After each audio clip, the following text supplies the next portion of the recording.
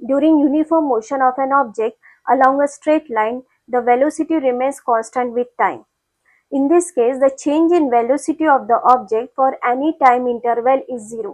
कुछ भी नहीं समझ में आया? चलिए समझ लेते हैं इसमें क्या कहना चाहते हैं।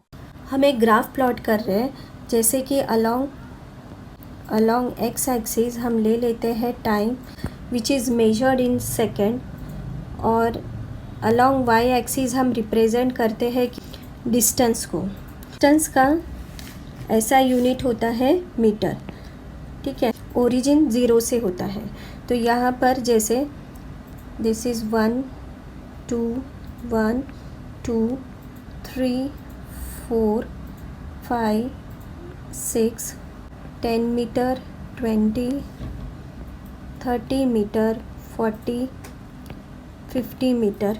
यहाँ पर क्या मेंशन किया हुआ है कि at time 2 second the distance travelled by the object is 20 metre. At time 1 second, the distance traveled by the object is 10 meter. And at time 3 second, the distance traveled by the object is 30 meter.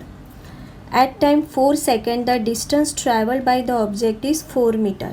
And at time 5 second, the distance traveled by the object is 50 meter. अब हम क्या करेंगे, straight line draw करना है, ठीक है।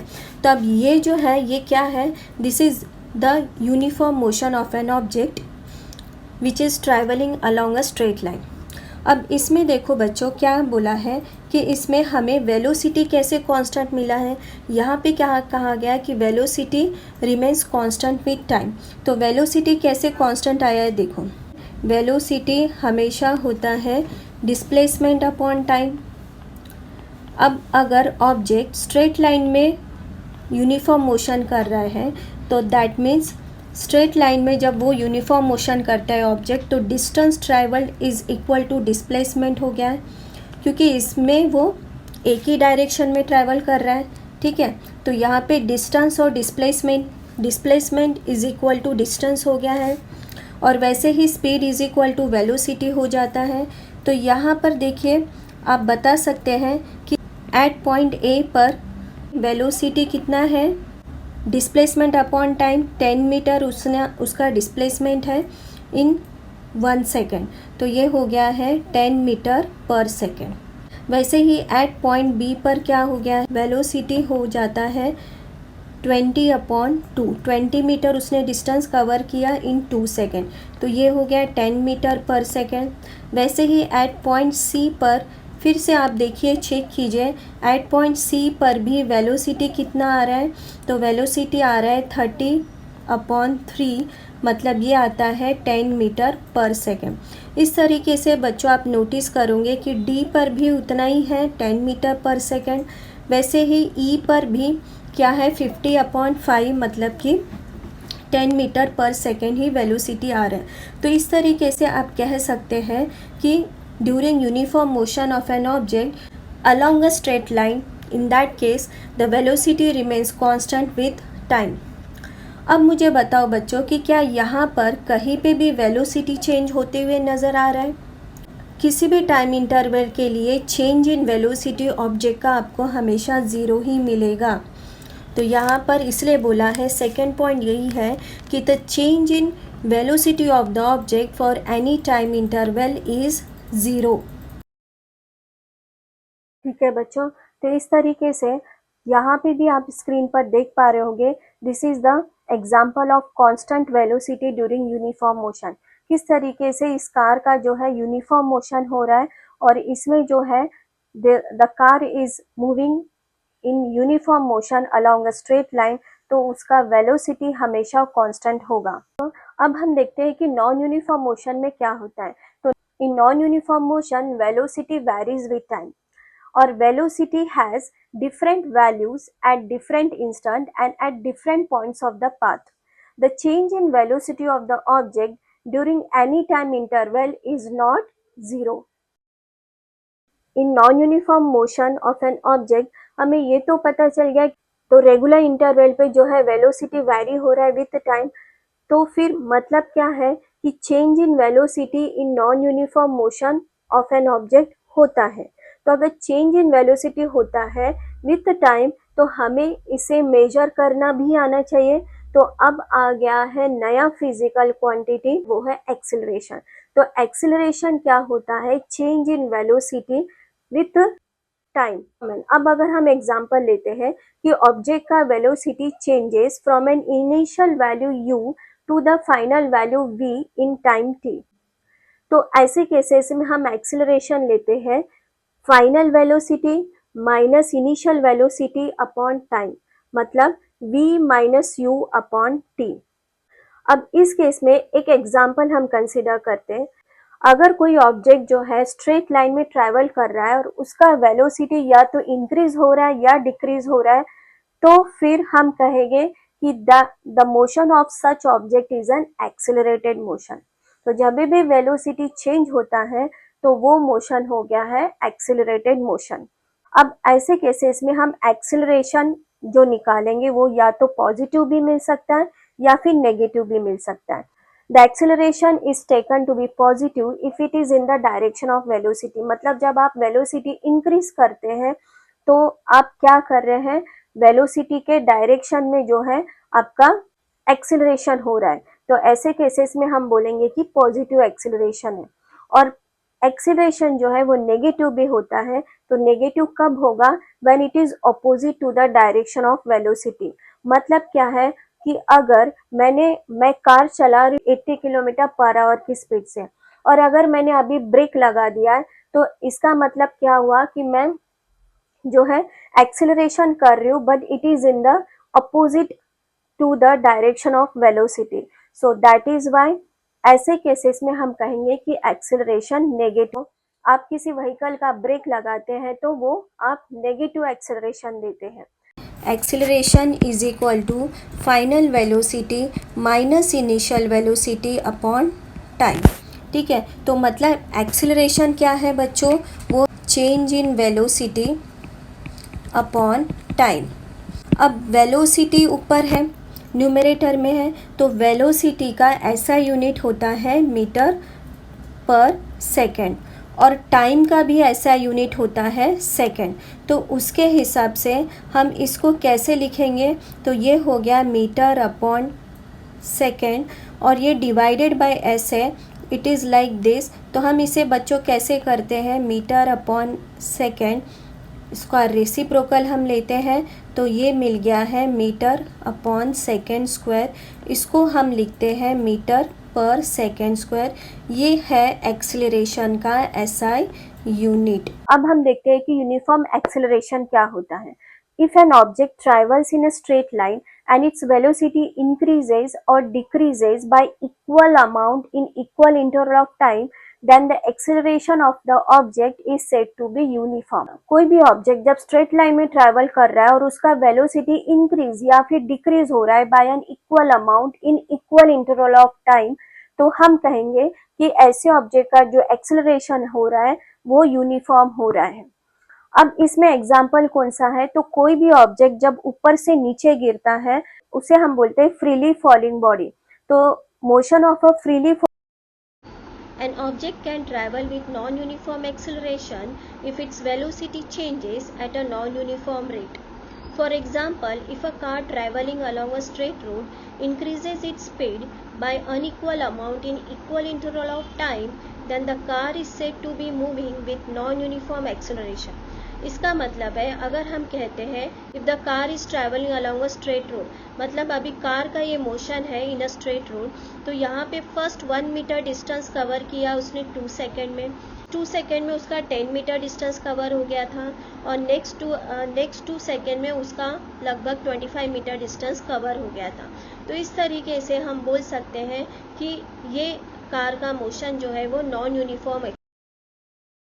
Numerical कर लेते हैं बच्चों। ये न्यूमेरिकल बहुत ही इंटरेस्टिंग है, इससे आपका एक्सेलरेशन का कॉन्सेप्ट और भी क्लियर हो जाएगा। Starting from a stationary position, ध्यान दो क्या बोला है? Stationery position. अगर स्टेशनरी बढ़ाया तो ऐसे केसेस में हमेशा इनिशियल वेलोसिटी विल बी 0। तो Rahul pedals his bicycle to attain a velocity of 6 metre per second in 30 second. मतलब यहाँ पर राहुल ने साइकिल चलाना चालू किया और उसकी इनिशियल वेलोसिटी 0 थी और फाइनल वेलोसिटी जो है वो है 6 मीटर पर सेकेंड, और ये उसने अटेन किया टाइम 30 सेकेंड में। अब उसका क्या हुआ, जब उसने ब्रेक लगाया, then he applies brake such that velocity of the bicycle comes down to 4 metre per second in next 5 second. जैसे उसने ब्रेक लगाया तो नेक्स्ट 5 सेकेंड में उसका वेलोसिटी जो है वो डिक्रीज हो गया। हमें निकालना है एक्सीलरेशन बाइसिकल का in both the cases. Solve करते हैं बच्चों ये क्वेश्चन। तो यहाँ पर हमें क्या क्या दिया है, तो starting from a stationary position, मतलब इनिशियल वेलोसिटी, जैसे स्टेशनरी वर्ड आया है समझ लो बच्चों की इनिशियल वेलोसिटी यहाँ पर u इज इक्वल टू 0 है। राहुल ने साइकिल चलाना चालू किया और उसने फाइनल वेलोसिटी अटेन की 6 मीटर पर सेकेंड का, और ये सब उसने अटेन किया टाइम 30 सेकेंड में। अब हमें इस केस में निकालना है एक्सेलरेशन। तो एक्सेलरेशन होता है बच्चों v minus u upon time. तो यहाँ पर फाइनल वेलोसिटी है 6 और इनिशियल वेलोसिटी है 0, और कितने देर में उसने अटेन किया, तो 30 सेकेंड में अटेन किया। मतलब यहाँ पर एक्सेलरेशन हुआ है 6/30, मतलब कि 1/5, 0.2 मीटर पर सेकेंड स्क्वायर। ठीक है, ये फर्स्ट केस हुआ। सेकेंड केस में क्या होता है, in the second case he applies brakes such that the velocity of the bicycle comes down to 4 metre per second. मतलब अभी जो है इनिशियल वेलोसिटी अभी है आपका 6 metre per second, scenario change हो गया अभी, और अभी फाइनल वेलोसिटी है 4 मीटर पर सेकेंड, और ये सब कुछ उसने अटेन किया कितने देर में, टाइम है 5 सेकेंड। तो अब मुझे बताना है कि एक्सेलरेशन कितना है। जब ब्रेक लगाते हैं दैट मीन्स द एक्सेलरेशन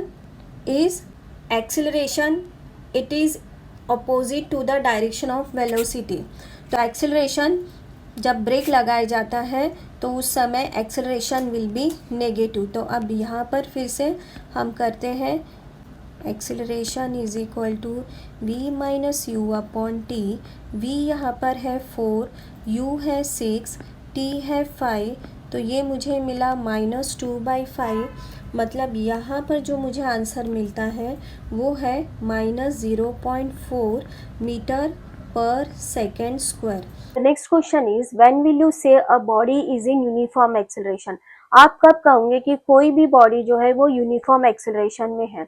तो when an object is traveling in a straight line with an increase in velocity at equal interval of time, then the object is said to be in uniform acceleration. The free falling of an object is an example of uniform acceleration. When will you say a body is in non-uniform acceleration? When an object is traveling with an increase in velocity but not at equal interval of time, it is known as non-uniform acceleration. Example क्या है? Bus moving or leaving from the bus stop is an example of non-uniform acceleration.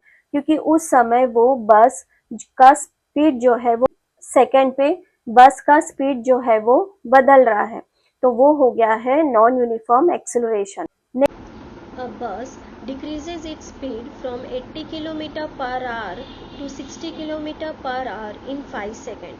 Find the acceleration of the bus. इसमें बच्चों हमें acceleration निकालना है।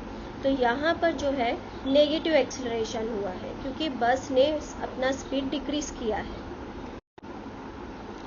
इस question में बच्चों आपको ये नोट डाउन करना है कि यहाँ पर आपका स्पीड यूनिट दिया है किलोमीटर पर आवर, तो आपको पहले किलोमीटर पर आवर को कन्वर्ट करना होगा metre per second, and to convert from kilometre per hour to metre per second we need to multiply it by a number 5/18। ठीक है, तो जब आप ऐसा करेंगे तो किलोमीटर पर आवर जो है मीटर पर सेकेंड में कन्वर्ट करने के लिए आपको 5/18 से मल्टीप्लाई करना होगा। जैसे इस क्वेश्चन में हमें इनिशियल वेलोसिटी u दिया है 80 किलोमीटर पर आवर, तो फिर ये मीटर पर सेकेंड में हो जाता है 80 इंटू 5/18 इज इक्वल टू 400/18, मतलब 22.22 मीटर पर सेकेंड। वही फाइनल वेलोसिटी v जो है वो भी 60 किलोमीटर पर आवर है, तो हम इसे डायरेक्टली कन्वर्ट करेंगे मीटर पर सेकेंड में by multiplying 8 with the fraction 5/18, तो वी गेट 300/18, तो answer is 16.67 metre per second. So now we are having the acceleration formula, that is a is equal to v minus u by t. यहाँ पर हमें value substitute करने हैं। Initial velocity है 22.22 और final velocity है 16.67, तो ये सब वैल्यू सब्स्टिट्यूट करने पर हमें मिलता है 16.67 minus 22.22 divide by 5, we are getting minus 5.55 divided by 5, और हमें मिलता है माइनस में 1.11 मीटर पर सेकेंड स्क्वायर। अगर ये नेगेटिव में आया है तो ये आपको समझना है कि नेगेटिव ये दिखाता है कि वेलोसिटी डिक्रीज हो रहा है।